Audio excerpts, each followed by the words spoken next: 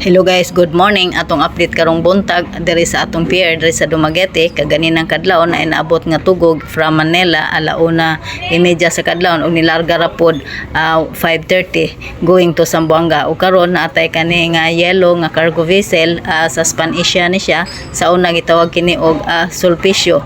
Gadiskarga kani og containerized og nagkarga sab og containerized. Og anay kaning gamay nga puti nga barko kaning nay arko-arko is Alison Shipping Lines ni siya. Ang ngalan sa barko is Shara 7. Kauban ni siya sa katong ticket 3 nga gabiyahe sa Zamboanga to Hulo katong nalunod ag sa Lunes sa kaadlawon sa Basilan area.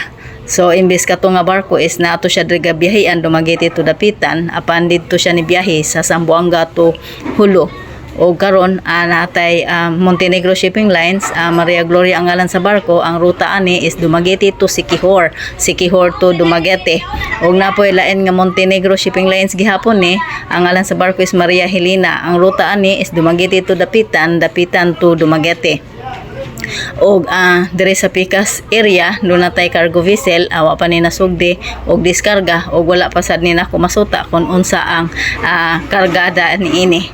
Og maoro ni atong doon napakita paapas nga ang kukalyong di ay kaganinang kadlawon mga alas 3 sa kadlawon abot from Cebu og nilarga usab pagka alas 7 going to Dapitan. Mo atong update. Salamat.